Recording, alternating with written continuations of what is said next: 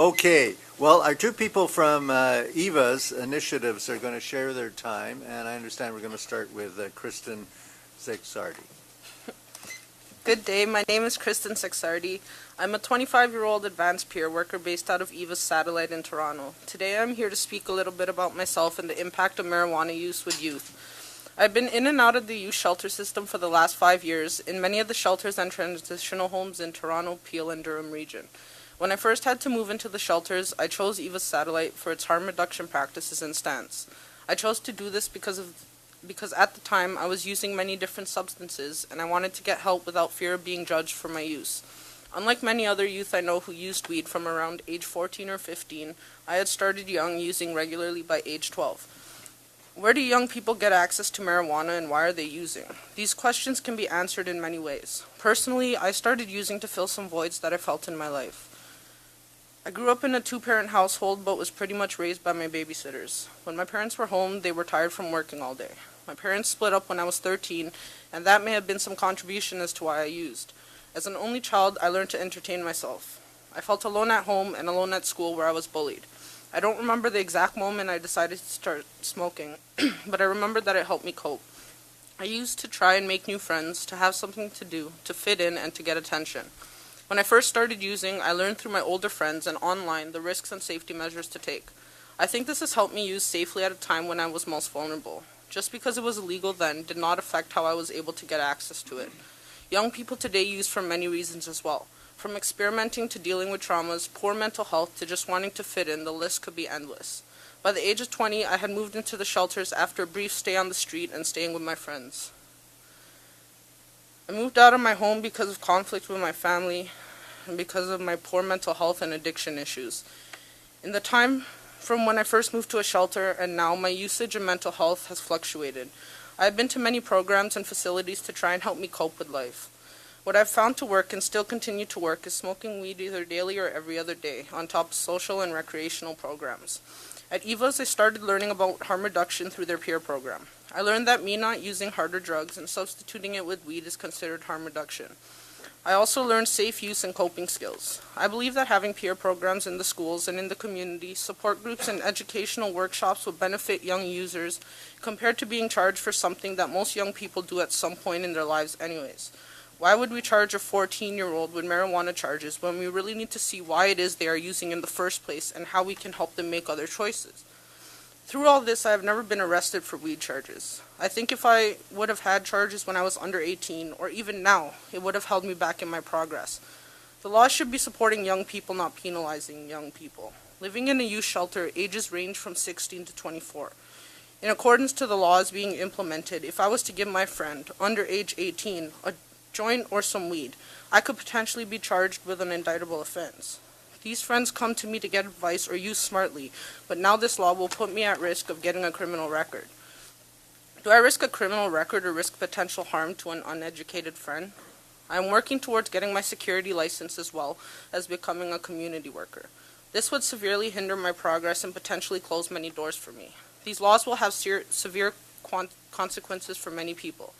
Should you be charged for 6 grams because you are 18 years less a day, while your friends get to have 25 grams more than you because they are 18 years plus a day? I hope that the government takes into consideration that young people today are the adults of tomorrow. To build a better tomorrow, we need to start with today. This includes education, support, and concern for our well-being. Putting youth in jail will not help, it brings them down. Let us all rise together and hold each other up.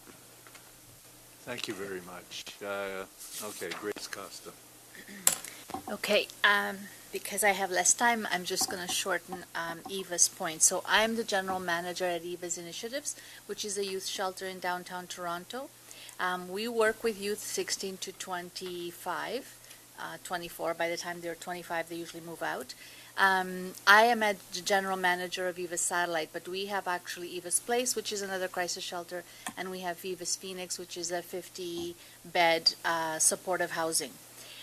Satellite is specifically harm reduction, And that means that we have harm reduction services for 16 to 25-year-olds, both of residents who live there and drop-in services as well. One of the programs that I want to highlight as part of our programs at Satellite is the SPOT program, which is the Satellite Peer Outreach Training Program. It's a peer-led educational program that is offered to youth who are active users. And it is meant to create leadership skills. It is also meant to teach young people how to use safely if they're going to continue using, promote practices that reduce and stop the transmission of HIV, Hep C, and sexual transmitted illnesses.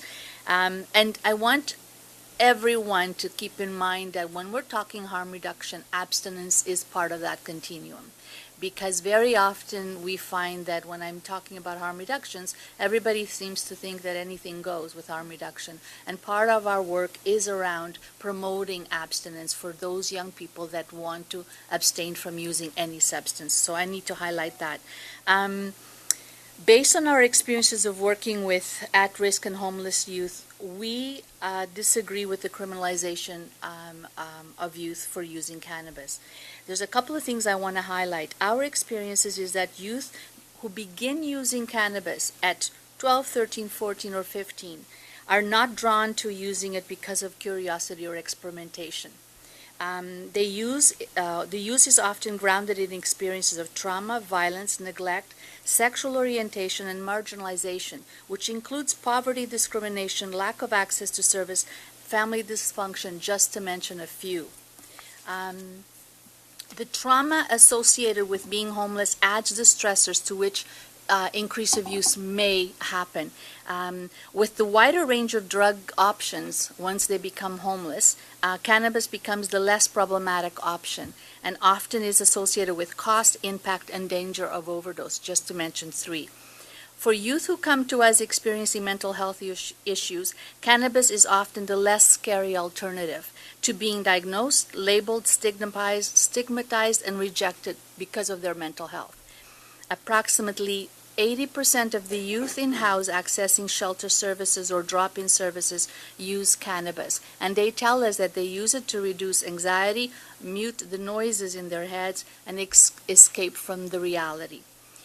Young people most at risk for being criminalized under this bill are those who have low levels of social support, live or lived in care or group homes or foster care, have substance and mental health issues, and may have a history of criminal justice involvement.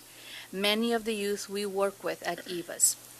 We know that homeless youth are especially vulnerable for being charged. They're more visible in the community. They often use in public spaces. They are perceived to be dangerous or problematic and may have a history of criminal behavior as well. That's it.